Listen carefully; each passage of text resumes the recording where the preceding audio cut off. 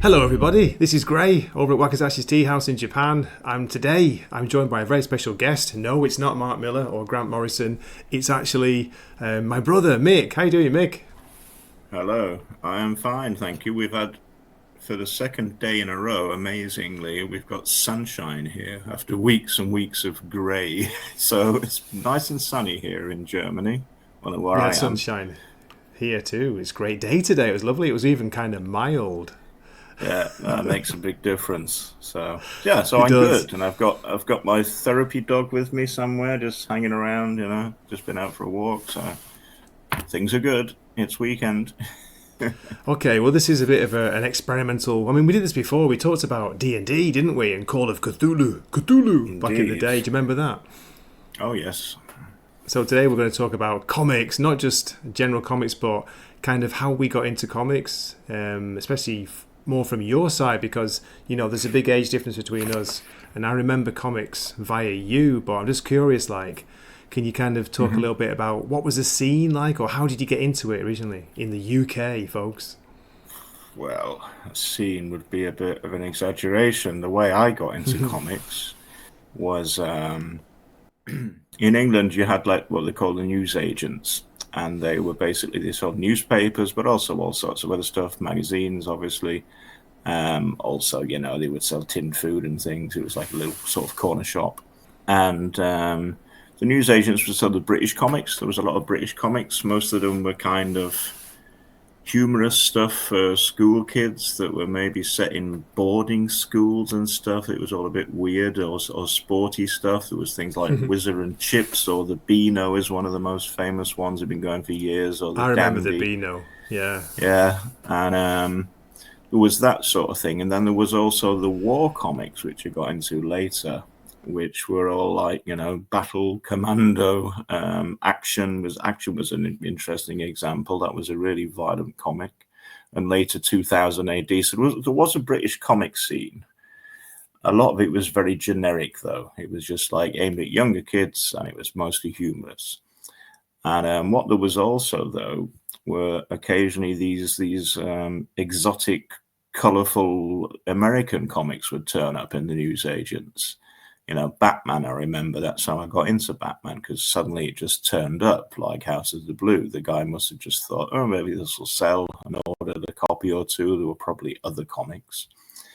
And there was also Marvel had their own UK division where they basically did reprints, but in black and white, in a colour cover, but the rest Yeah. was in black and white. And they would chop it up. They would have maybe like, I think the Mighty World of Marvel had like the Hulk, and then maybe the Avengers. The Avengers had one. It was like they would just use stuff from their studio, or from their catalog, if you like, And were and these just bigger chop them up. sized than the regular They American were floppy bigger size? These were sized, like yeah. British I'm not size, weren't sure. they?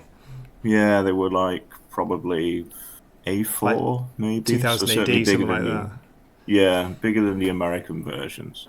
So there was all that. But the way I actually got into comics, it was on a holiday with mum and dad. I'm not even sure if you were born yet. I was pretty young. If you were, you were a baby, and But it was baby, in baby away. Llandudno, which is a Welsh seaside resort, and I got ill. I was just like, a bit poorly. I was being sick and that, and I was laid up in my room, which of course is no fun on holiday. And I know mum and dad, they got me three comics in, which was it was like, I think, a Disney one, Mickey Mouse or something, with different Disney characters in it, all very, very colourful and glossy. And then there was I don't remember what the other one was. It was probably something like the Beano or the Dandy, one of these British comics. It was like DC Thompson, I think, was the publishers who put all this stuff That's out. right. And the third one was Spider-Man, which was, again, it was a British version, or a British Marvel comic, and they had Yeah. Spider-Man and then a backup character. And I think there were quite a few color pages in it even. And mum and dad saying, "Now here you go. This will keep you busy while you're ill, poor thing. And when we get home, you can have one comic a week. You can choose one." And I chose the Disney one because it was all colorful and I was very young. Later, when I got into superheroes, I was like, "Oh no, I should have chosen Spider-Man. I Oh, missed out on years Spider of it." Man. But that's how I got into comics, and then after that, I was given a comic allowance, if you like one comic a Yeah, week or something, and that just carried on. So you would audit at the newsagents; they would, pull a copy for you basically, and I'd go and pick it up once a week. And that's cool. I The was Beano, by I the was way, reading. just to shout out, Mick. The Beano, believe it or not, the first issue came out in July 1938. How Yeah, crazy is that? So incredible, isn't it? that And been going for it's been going for years, hasn't it? The Beano oh before you yeah, started I reading it. presume it's still going now. I mean, there was this whole. It was a kind of weird scene of the British comics. They were all kind of set in not always in boarding schools, but it was all a bit different to your normal experience. Yeah, But it was basically just the kids would play jokes on the teachers and stuff like that, and humorous stuff. I remember the That Bash was quite Street nice. Kids from the The Beano. Is Bash that Street right? Kids, exactly. Yeah, Bash Yeah. Street was the school. The street where the school was on. Yeah. So that was the scene in England, and but these exotic comics turned up from America, and I remember at the time, America seemed very exotic. There was. Oh And then yeah. when my dad had like a set of like little Disney encyclopedias, if you like, and it was on the one hand it was all the cartoon characters and stuff, but the other one was a bit more sort of the natural world and this and that and about America. And I was like, oh wow, they've got green ice cream, pistachio flavored ice cream. This was all like completely exotic. What? Oh my God! This is unbelievable. And we're like living in the 70s Manchester. It was all grey and dull and boring and This horrible. is long before Manchester was like kind of renovated and made exciting. It was. Well, I remember yeah, you telling this me that there was this nothing to do, was there? And this is before comic shops, folks. I mean, there might have been one in London or something back then, but we didn't have comic book yeah. shops, did we? Especially stores back then. No, definitely not. Not that I was aware of. Later, I went to Odyssey 7 in Manchester, which was You the found that, place yeah. to be. That was up near the university. But no, otherwise it was just a lot of war comics and a lot of humorous comics aimed at school kids. And then I discovered the Marvels and really got into that. It was a whole different world, like Captain America, the Avengers, and Spider-Man and stuff, but all in black and white. It was a bit weird. And I remember when I got seriously into comics and I found, if you remember Power Pulse, it was like a mail order place. They were just basically set up in a warehouse, in a Yeah, I unit remember in a the name. warehouse. I was just saying, oh, I was after this and that. And they were saying, well, I'm not interested in the British reprints. They wanted the originals. And that's when I first saw the originals, the four color stuff that were, we know now the same format today, really. Yeah, It's I've got a smaller memory, and Mick. I've got a memory of your reading your Star Wars Weekly comics, which again, these were oh, black yeah. and white. They were oversized, Yeah. weren't they? I think they were reprints of the They were American reprints, Marvel. yeah, exactly. Yeah, Yeah. so I remember those. So, kind of always surrounded with comics, really, whether it was the British variety or later on the American stuff, either reprinted black and white for the British market or then the originals. So that's how I got into comics, and I always just loved them. I thought it was a really good medium. I always liked reading as well, but comics were just something to do. It was like an easy read. It's interesting you're talking about DC Thompson because I don't know if you remember this, but after one time we moved house, there was a guy, I made friends with a guy, and his mum worked for the Manchester branch of DC Thompson. Oh yeah, So I used to get copies of the Beano, and I think it was the Dandy, and maybe another one, I can't remember what it was. I used to get them for free. It was amazing. oh, So cool. I got into comics through those, and then later on reading your Star Wars comics, or and then eventually 2000 AD after you. But were you into that from the start? That's what I wanted to ask, because that started around 77, I think. I'm going off memory here. Yeah, that was a lot later, really, because I must have been very young, say, when I first started with Yeah, Disney stuff and the other stuff. And 2000 AD came out in 77. I was already at the grammar school. And we were right. all That's like, oh, right. wow, what's this? Because it was something totally different. It was almost like, it was published by a normal publishers, but it was almost like an independent comic.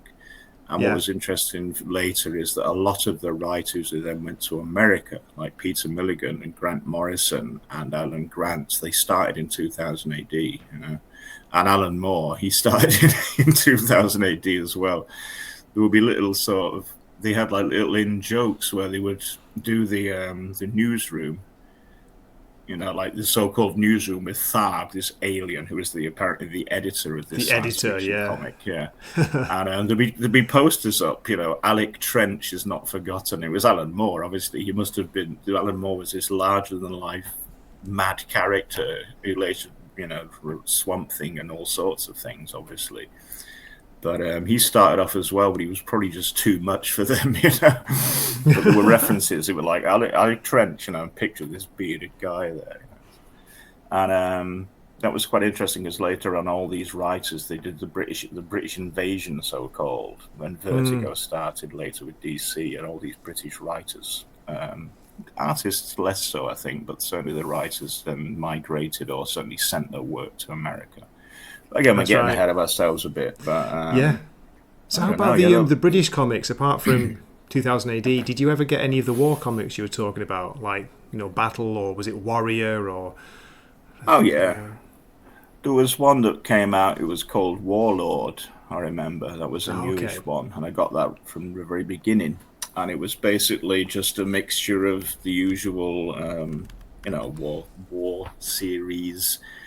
The main character was called Sir Peter Flint, and he was like a sort of super agent. He was always like James Bond in wartime, and he basically wanted to sign up, of course, and serve his country, but they were saying, no, we have another plan for you, Sir Peter. You know, it's like, you stay in civilian life and we'll send you off and behind enemy lines to do all these incredible missions. And of course, that meant he would always be called a coward in public and stuff. It was almost like a secret identity. It was almost like he was a superhero because he was then going, you know, parachuting into enemy territory and being an absolute crack agent. Yeah, that's the one. Yeah. No way. Number one, 5 pence. 5p. Well, it's going September back 1974. Yeah, that's awesome. Yeah.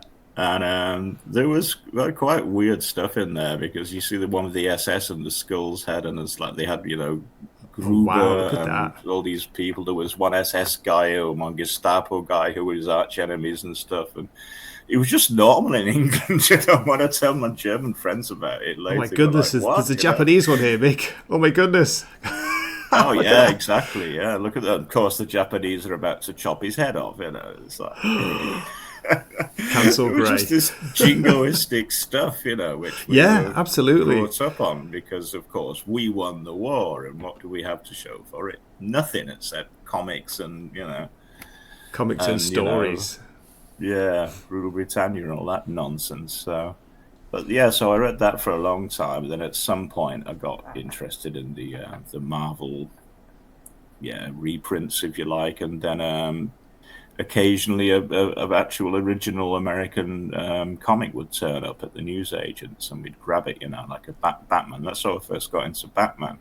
It must have been like back in the 70s, you know. Yeah. I remember the Gentleman Ghost and the Calendar Man and stuff like that, you know. I've still got some of these. I probably went back and bought them again, you know. They're not the originals I had. I've got some memories of seeing that, seeing issues of Batman in the local newsagents, as you say. But they weren't, I don't know how regular they were, you know, were they kind of random? Yeah, when they got them in. Yeah. They just like stuck out in this sort of, you know, normal British newspaper, boring comics. It was like, wow, it's just 4-color and really exotic. It was American.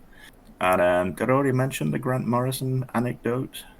No, not since we've been recording. No, go for it. Right, yeah, no, it's just because he mentioned in an interview how he got into comics was he was living up in Scotland, I forget what city, and the comics would be used as ballast in the boats. They were basically just rubbish. It's like, well, how can we, you know, you keep the boat slow in the water? And they filled up the hull with comics to sink it down in the water. And then when they got to Scotland, it's like, well, we might as well sell them. That's how he was first exposed to American comics, he said. You know, that was an anecdote of his anyway. So, just You were being used treated as like rubbish. trash as well, really. Yeah. Basically. What? It's like Pulp Fiction, isn't it? You've been telling me that for years, haven't you? Comics rot your brain, and look how we ended up. Like, here we I've are, not been telling you that. No 40 way, years, man. 50 years later, still reading I comics. grew up on it. Seduction of the innocent. It's like, Oh my god, yeah, that was crazy, wasn't it? yeah. Well, that put EC Comics to bed, didn't it? And it was basically this censorship thing in America, but that's again a whole nother theme, really, isn't it? Did anything like that happen, or do you remember it happening in the UK? A similar thing? Because I've got a vague memory of, I don't know which comic it was. It might have been, it was one that Pat Mills was working on before 2000 AD, and I think the character was called, it was a shark in it called Hookjaw. Hookjaw. That would be Action Comics. That's got cancelled. I've actually got a book somewhere. It's called Action: History of a Violent Comic. Yeah, and, yeah. I don't know whether I can see it. That's all right. I've heard interviews with Pat Mills where he's talked about that. He said, and it was almost like it became too violent for the It was newsstand. insane. They had a kind of version of, the film Rollerball, but they had like a version of that called Spinball. Oh, yeah. And it would basically be riding around on motorbikes and basically bashing each other's heads in. It was really graphic. And there was a secret agent called Dredger, and I remember to this day there was one thing where he gets captured by the enemy, and they clamp all these dentist drills into his mouth and start drilling his teeth and that. And oh my god! And Hookjaw was obviously, after Jaws was such a huge success, he was just like ripping boats apart and biting people in pieces. It just got too much, and I think that got banned in the end. It was just like. So the book is called History of a Violent Comic. It was like I just found a random page. Here we go from the Spinball Wars. Yeah, it's just fast-moving action from the year 2001. So that's from Action. Wow. Yeah, that did get cancelled. I think it was just too much. It was too graphic. I mean, it was in black and white, but there was just blood everywhere. People getting bitten in half by sharks and stuff. Sounds awesome. Yeah, there was what finished it off. There was just that one there, Aggro. There was one that was kind of set just in like working class neighborhoods and just like skinheads and other gangs fighting each other. And it was just too much. That's so cool. Now it's very interesting to hear that first-hand account there. Cool. Yeah, well, I read that when it came out, and then at some point it didn't come out anymore. Anyway, so my love of comics was born. They were always there after a certain age, even though I started off with Mickey Mouse and that sort of thing, Disney stuff. They were always present. I had a comic allowance, and I'd go down to the shop once a week and get me comics, and I'd be very happy. Did you have any favourite comics or characters around that time? Like, say the late 70s, you'd really try and get hold of? I think I was always fascinated by Batman. Yeah, me too. I just thought he was cool, I mean, I was never really into Superman. He was just too powerful. Yeah. That's one of the complaints with the character, isn't it? He's almost too, not just the Boy Scout angle, but it's like nothing can kill him. He's indestructible. And I was very much a Marvel guy when I first started reading American comics. I later on got to enjoy the DC stuff, especially when they launched Vertigo and stuff like that. That was later. I remember that. But it was always like, that was the whole thing about Marvel. They had these troubled protagonists. Peter Parker, he's just trying to balance his job and his schooling and his girlfriend and be a superhero, and the newspapers are on his back all the time, that he's a menace to society. And that was just totally different to these squeaky clean, Green Lantern and Superman and stuff and Flash. I think that was, so I was very much into the Marvel stuff. It was much more, sort of like realistic, with people getting dressed up in spandex and going out beating the crooks at night. But it was more sort of relatable, you know what I mean? Yeah. Having characters you could kind of relate to. I think that's one of the reasons Spider-Man became such a huge, success in the end, wasn't it? It's because the way they approached the character was to try and make him relatable. He's just a high school kid, trying to get by and getting bullied. He was always just there was always something, you know. Yeah. It was just Poor Peter Parker. he never got treated well. He was trying to do his best, be the friendly neighborhood Spider-Man, and everybody hated him. J. Jonah Jameson always after him, wasn't he? It's Spider-Man a great, menace. it's a great idea. It's this. He's not an anti-hero. It's just this misunderstood hero who's trying to help, and just nobody wants it, you know. Yeah. So yeah. Anyway, When I'm thinking about Mick, I remember this is, I say I don't know the dates, don't worry about dates, but from your comics, I remember getting really into two, and one was Master of Kung Fu, of course, and the other one was the Marvel oh two yeah, in one with the Thing. right, They were yeah. so good. That was one that I was buying when I was quite young. For some reason, Master of Kung Fu came up regularly, and by this time I was probably going into Manchester, but Yeah, not to a comic shop. I wasn't aware of there being a comic shop, but there was some places you could get them. You would have a rack, literally a rack of American comics, you know. And it was I couldn't like I don't think I could order the Master of Kung Fu, which was riding on the back of the craze of all the Bruce Lee stuff, and that it Bruce was Lee kind of craze. already Yeah, it yeah. was already kind of winding down by the time I was getting into it. I don't think I could order that from the local newsagents, but it was something that was somehow available, and I can't remember where I got it from now. But that was something I got regularly. It was just and that was just great because it was a combination of this sort of what Eastern philosophy. You know, he was always like philosophizing about he doesn't want to go the way of violence, but he's always getting drawn into it because he's working for MI5. You know, Yeah. and it's like these Sax Roma characters, you know, and James Bond is kind of involved. It's like the nephew of James Bond, and there's Fu Manchu, of course, the Yellow Peril, this incredibly racist supervillain from the 20s, you know, and they meshed all this together in a very effective way. So it was like a spy thriller with this martial arts angle, and that was just cool. I mean, to this day, I think it was a great series. It was. It's one of the really highly regarded '70s Marvel. Because there were a few. There was Oh Tomb yeah, of Dracula as well, which was a very popular oh one and very yeah. highly regarded too. You used to have a few of I those, I think, didn't you? I did, and Dad actually at some point said, "This is too old for you," and he wouldn't let me buy it Oh, anymore. really? And I think that was it No was way. friends of Mum's, Margaret's, and she had two sons who were older than me. And I think they didn't collect the comics for them. It was just like, yeah, read it and chuck it away. So I got Planet of the Apes and Oh, Dracula Lives from them. They came out around the same time. The British versions again, which was actually a reprint of Tomb of Dracula, but black and white, yeah. and the adaptation of Planet of the Apes. Obviously, after that came out, the films. And I was getting that for a while regularly until Dad at some point said, "You're too young for this." Basically, the Dracula one, he Okay. wouldn't buy it anymore. No You way. know? So I was like, "No," but yeah. Gorgeous So art in yeah. that, and of course in Master Kung Fu, yeah, really good art and good Yeah. writing. So, Oh yeah, and the Dracula one was great. It was Gene Colan, doing the art, and he was really good. And he did Howard the Duck, which I later picked up on and collected when I was a bit older. That was just brilliant. Howard the Duck, Steve Gerber was writing it, and Gene Colan doing the art, and it was absolutely out there. It was really like political, social commentary, but with this talking duck, that had just turned up from a different dimension.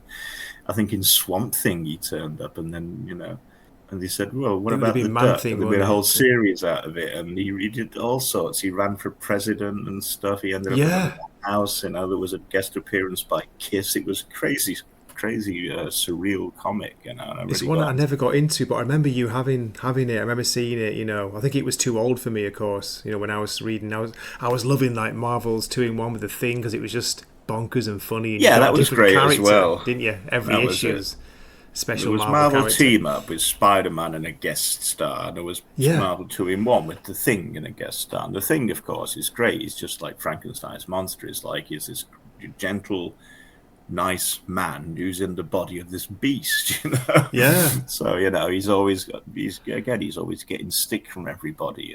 And then they had him teaming up with all these other superheroes. That was cool. Like quite a big collection of that. All long gone now. Good stuff. I mean, it's hard to think of the prices. They weren't expensive, were they, back then? Comics, like nothing No, like today, of course, but you know. Trying to No, I mean, think. if I could afford it from pocket money, it couldn't have been that expensive. You pay Yeah, about 12p or something. I don't know, which is obviously you yeah, can't conceptualize how much that would have been in today's currency. But if I was buying them occasionally with my pocket money or my paper round money, then it couldn't have been that expensive. yeah. I did the same thing. Yeah, I used to save up my paper round money and like just spend it all Yes. on comics. Oh, Yeah. crazy. What about before? Like, this is thinking about before you found the Odyssey 7, was it the first comic Hmm. book shop in Manchester that you found? I think How so. Yeah. how did you used to get hold of them? You said it was either newsagents or mail order. Was that pretty much it? Well, yeah, I discovered somehow. Probably there was conventions. That would have been it. There would have been Yeah, comic comic conventions. Yeah. conventions, which are nothing like today, But by the way, folks. We're talking like a little warehouse somewhere, or really, basically, yeah, it would just on be wooden a room tables. somewhere in a hotel or something that is rented. Yeah, but that would be one Comic way. Mart. Well, And that then was you it. would, The British name was Comic Mart. yeah, Mart, yeah, that's not it. convention. I just remembered it. I went to one And once in Manchester. I somehow discovered Power Pulse comics, and that was literally just about three or four guys doing it kind of part time, and they'd rented an office basically, in a one of these old Victorian buildings in the centre of Manchester, and they were doing mail order. And at some point, then they set up an actual shop in the Corn Exchange, Yeah, I remember which the was Corn like Exchange. Yeah. before the IRA bomb destroyed all the foundations. You had to move all this. Before that, anyway, there was all these kind of antique shops, and it was all a bit kind of Head cheapo shops, that kind second-hand of thing. stuff. Well, Incense that was and a bit later, really, but the start it was just antique shops and coin collectors and that, and then they managed okay. to get a unit in the Corn Exchange because they were like selling old comics, as it were. So it was like kind of antique. And so I used to go down there and actually work there occasionally, if you can call it that. They'd basically go down to the pub or something for for a pint and say, okay, Mick can look after Look after the shop. Were you the the stall? shop. I'd be about 12 at this point. Classic. I And didn't know that. I've got a very yeah, vague memory of going in there. I'm talking about inside the Corn Exchange and maybe up some stairs somewhere, like just it was in. on the ground floor. Oh, was it? Okay. But it was, yeah, it's a long time ago, isn't it? I mean, it all changed later, but Odyssey moved there as well, but I much remember obviously later, and it being was in the there at the cellar. front. Yeah, Yeah, you went down yeah, down into the cellar. I remember that that one, was but much later. Yeah, yeah, but wow. that was cool because I would basically then be able to pick comics, and that's how I started getting hold of some of the early Howard the Ducks, because I wouldn't have been able to afford them because they did Oh, cool. cost a bit more, the earlier stuff. And I would like get myself a selection of comics. And this one guy, Brian, he was just like sort of look at it, he's like, there's some Howard the Duck early stuff there. And I'm like, well, I quite like it. Just go, I'll go on. And I think I got into a discussion with Dad even at some point. It's like, it just basically came down to, well, you're working, but you're getting no money. And yeah, but I've got these comics. It's like, well, that's no good. Being paid in comics, that's amazing, though, is it? Well, it was brilliant. Someone That's how I our managed age to get a collection at of the Howard the time. Duck stuff. It would have been too expensive otherwise. No We're way. talking like I five didn't know pound that. or more for the earlier stuff, but it was out of my price range at the time. Oh, yeah, sure, for sure. Wow, So yeah, that's cool. but apart from that, there were a couple of like news vendors in the centre of town. There was one guy who had a stand basically underneath a bridge. The fumes are unbelievable, because of all the traffic going through. And he would have a selection. And there was one other shop that was basically it was actually a bit weird. Some of the places you went into, they would basically have like, porn in the back and comics in the front, and then sci-fi books. There was this kind of connection Yeah, yeah, in I England. know what you It was mean. like the soft or maybe even hard porn would be kind of secreted away in the back room, and then they'd have all these second-hand paperbacks and comics in the front. Comics like magazines and stuff as well. Yeah, yeah, that sort of stuff. Bit like the Paramount Book Exchange, a bit like that, was Paramount, it? yeah, I discovered Paramount at some point, yeah, but they didn't have new stuff. They just really had second-hand stuff. People would sell their comics to Sure. them, like I did, I think. Yeah, so rambling a bit here, but it was all there wasn't really the scene. And at some point, when I was a bit older, I discovered Odyssey 7. That was up in the Phoenix, wasn't it? Was Near that the the name of the Manchester building? University. Near the university, yeah, and that was an Yeah. actual comic book shop. Laden's German, actual comic book shop. So, and then all the things changed. Now that was like when all the writers from 2000 AD, like Peter Milligan and Grant Morrison. I'm not sure if Neil Gaiman ever did, but Jamie Delano and stuff. They all suddenly did this British wave and went over to America, and that's when Vertigo was founded. This imprint of DC where they did for mature readers, and Well, some yeah, really I good remember stuff came out. before Vertigo actually started. They were already there, weren't they? There was Animal Man and Grant Morrison.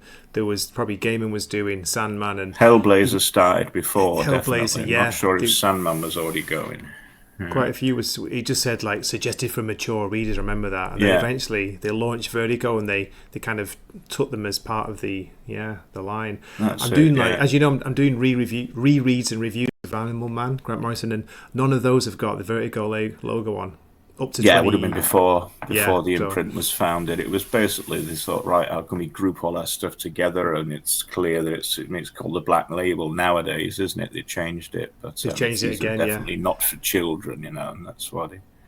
That was Karen That's why Berger, they- wasn't it? Who set that Karen up? Berger was the editor, yeah. Yeah. Yeah, wow. And Alan Moore was the guy that finished this thing off. This T-shirt I've got on here, the Comics Code. He single-handedly managed to destroy the Comics Code. The Comics Code.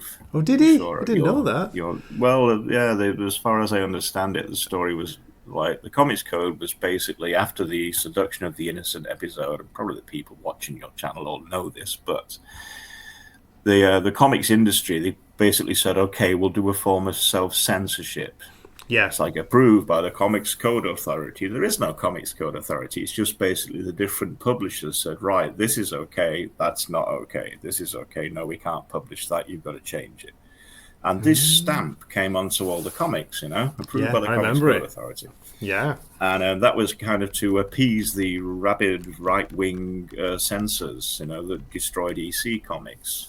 By saying the EC comics were pretty out there, but instead of just saying suggested for adults or suggested for us such age, it said, right, this has all got to be banned. It's destroying our children. It's like corruption of the innocent, seduction of the innocent. And so afterwards, they had the Comics Code Authority stamps on saying this is suitable for children, basically. And then Alan Moore started writing Swamp Thing. And he was going into some pretty dark areas until he finally got to the episode or the issue where it's becoming clear that Abby's husband, Matt, I think his name was, is dead. He's died in a car crash and been possessed by the spirit of her evil sorcerer uncle, Anton Arcane. Uncle Anton Arcane, and the way she gets to see this is she's like, it starts off, she's like in the bathroom and she's been scrubbing her skin with a potato scrubber, until she's bloody and raw and stuff, because she's realized what's happened. But before that, there's little hints. There's a picture of like the wedding photo, and he's a corpse in it, and he brings home some colleagues from work, and then she realizes they're all corpses, walking corpses, and it's basically the implication is with the necrophilia. She's been sleeping with this guy she thinks is her husband. And in fact, oh my God, her husband is dead. It's an animated corpse. And they said, we can't publish this. And DC said, well, how about we just don't put the stamp on and see what happens? And that was it. Comics Code Authority, boom, gone. So as far as I'm aware, those are the facts. That's how it happened. They just said, we'll publish it without the stamp and see what happens. Is that where the suggested for mature readers came from, maybe? Yeah, later. I'm not sure whether they put that on that issue as well, maybe, but they just said, well, we can't, in good conscience, say that this is approved by the Comics Code Authority. It's like, it's going on about necrophilia and God knows what else, It's like we can't Alan Moore, publish it. what was it like? What was Crazy it old like? man. So, they just said, okay, we won't put it on, and it's sold, and the rest is history, Yeah. Were you buying that at the time, like during his Swamp run? Thing. No, I never got into it either till later.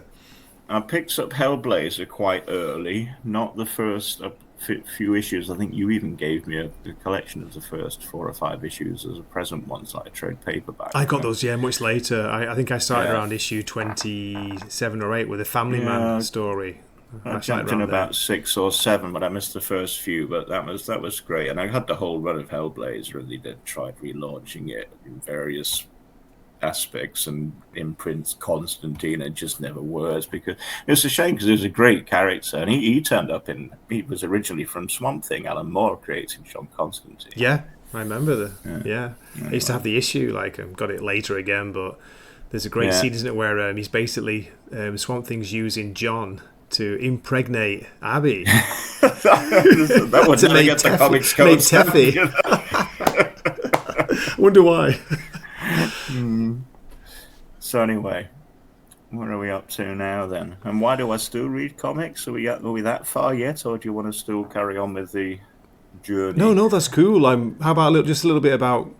Can you get hold of them easily in Germany? Because you're over in Germany. I won't say where. I don't know. Well, Give that away. in But Berlin it was no problem. Where I live here, it's a big problem. English There's only language one comics, shop. yeah. Yeah, there's actually there's 2 shops in Bielefeld where I am. And Bielefeld is like this little town. It's actually got quite a large population, but just because they kept getting all the neighbouring villages and saying you're Bielefeld now, you're Bielefeld now, so it's quite a nondescript little place. Though it is a university town. University town, And yeah, yeah. there's 2 shops here, but the one is really expensive, and he doesn't have them normally. You have to basically say, "I want this comic, this American comic," and he will order it for you. But really expensive. Okay. And there's one around the corner from me actually, and he's the same. He's got German comics. He's got the European stuff translated into German. He's got no actual American comics. You Oh, can order. But he's so unreliable, I just gave up in the end.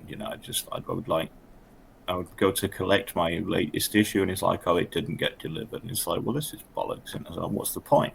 So, sorry. What's the point? Because if I'm trying to read an ongoing series, and then every now and then it's like, oh, this didn't get delivered. And I'm like, well now yeah. what? That's really annoying. Yeah. There was a mail order place that I was using for a while as well. I mean, they're not cheap either, so it was a bit No, of a financial same decision here. in the end. But I was using a mail order place. He was reliable, but you had to make sure you got in before he'd sold his stock. He would only have so many of the new issues, and if you missed it, then tough luck. Some of the more Yeah. popular series, of course, he would have more copies of, but some of the less popular ones. So it's not easy, and so that's basically why I just don't buy them anymore, because it's too much hassle. I And buy is there digital much copies and interest stuff. in Germany? Like, is there much interest in Well, American comics? Have you seen really or not really? yeah, it depends. I've got some friends that are really big into American stuff. But there's a lot of European comics on offer here, so. Yeah. It's Yeah. it's not a niche market, that'd be exaggerating, but it's a select market, shall we say, for the Pat American Mills, stuff. he often talks about France and is it the bande dessinée, the French version, the graphic novels. It's massive over there. It's a really big industry. Oh yeah, They do beautiful big like painted books, don't they? It's not like yes, yeah. monthly floppies American style. There's a lot of German comics as well, It's like, but they're again the kind of hardcover and maybe 40 pages and full color, and can be various things. We've got Lucky Luke and stuff, which is like it's Belgium, isn't it? It was the same go did Asterix. Oh, Lucky Luke, yeah. Yeah, I mean, he's very big here. I'd never heard of him in England. Saw some cartoons once. But you've also got a lot of imported stuff from France. France and Belgium have huge comics industries, but you've Yeah. also got the German industry as well. When I was in Berlin, there was 2 comic shops that had all the American stuff. I think one is kind of closed now. It's certainly reduced its selection, but in a big city, you've got the opportunity to pick stuff up.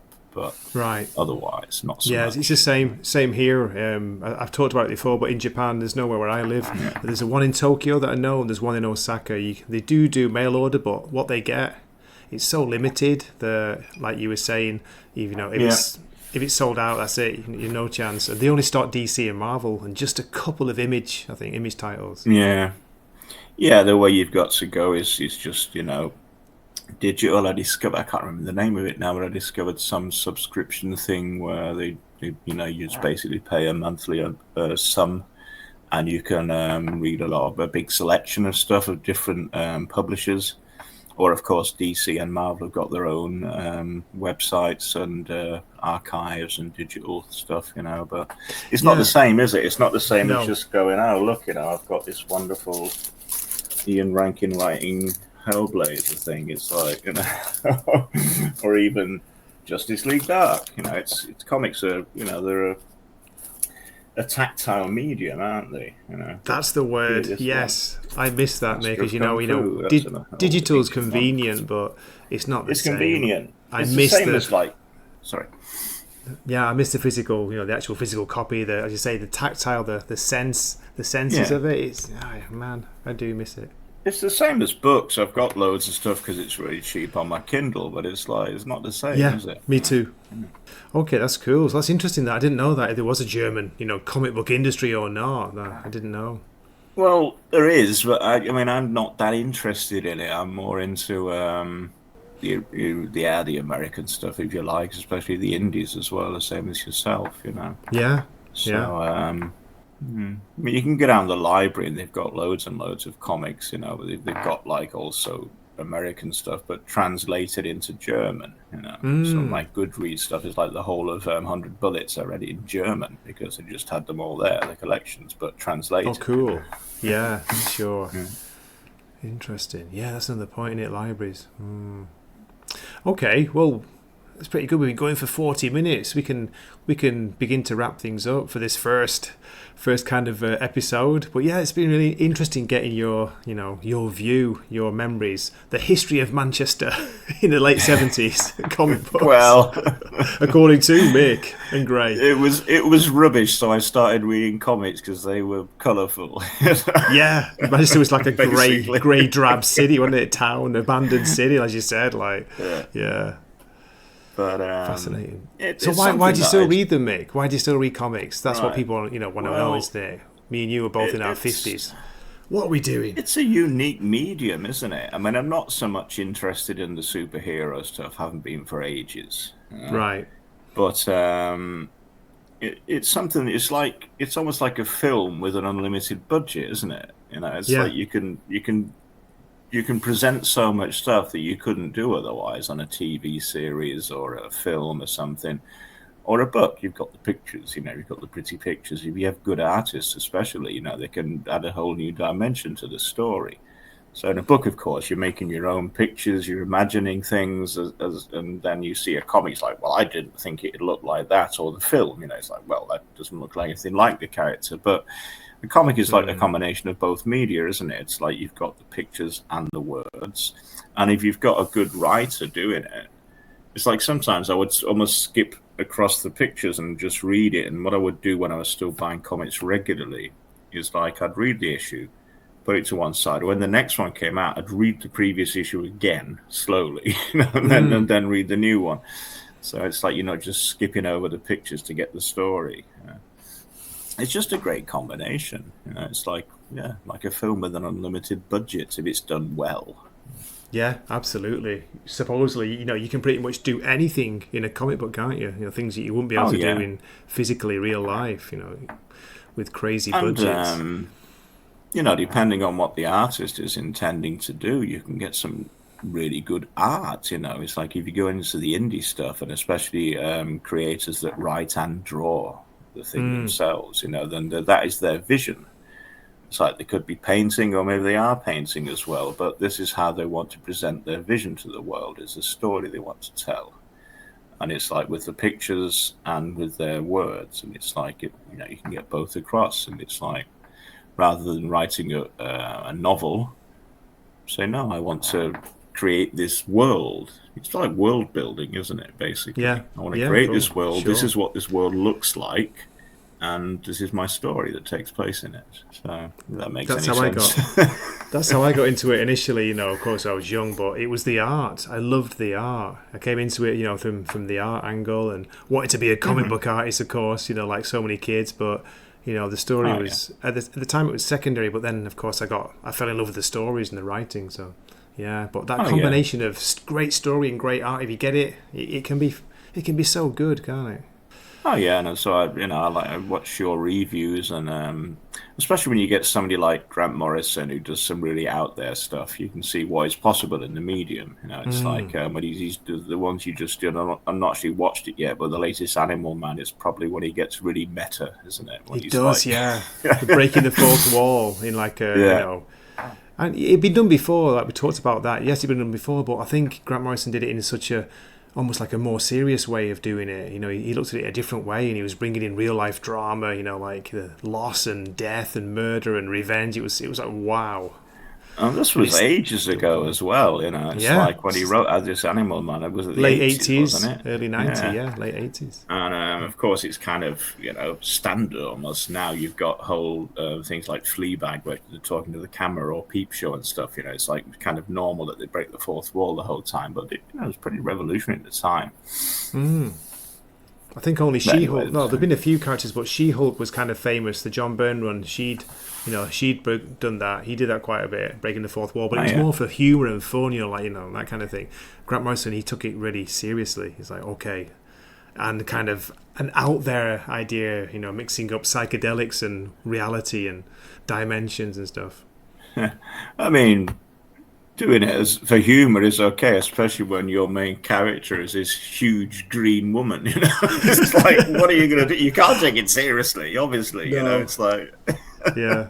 I mean, the whole thing is absurd. The Hulk is absurd, but he's like more Jekyll and Hyde with muscles, But the She-Hulk was just like, what is this? You can't do it seriously. You've got to do it a bit camp and a bit. You've got to be break camp. the fourth wall. Why not? Yeah. So I keep waving my hands around. It's probably ruining the focus. No, you're good. You're good. Okay, so should we wrap things up for this? Yeah, sure. It was interesting. I hope it wasn't just rambling bullshit. Oh no, I said a bad word. Don't worry about it. You're allowed to swear on YouTube. Yeah, that's one of the things. At this point, nobody's watching anyway. They've all turned off. Everyone switched off 20 minutes ago. This is more for thanks for inviting me. Me and you. Yeah, it was just a trip down memory lane, but I thought the idea was quite interesting. How did I start reading comics? So I think I covered that, and why do I still read comics? Covered that a bit less, but it's like, yeah, we all know why we read comics, because it's a great medium. That's it. That's what Mark Miller will say every time. Yeah, it's a fantastic medium. We love it. Yeah, he writes all his comics to be made into films, though, doesn't he? These days. Sold his soul to Netflix. No, I'm joking, Mark. I'm joking. I know you don't watch, but I'm joking. We love you, Mark. We love you. Okay, I'll just say a quick goodbye. Right. So thanks so much for watching this far. We'll carry on making in the green room after we stop recording. Thanks for watching this far. Hope you enjoyed it, and do drop a comment. Let us know how you got into comics. That'd be great to hear. And hope to see you in a future video. Alrighty, everybody, take care. Bye bye from Germany. Goodbye from me, and it's goodbye from him.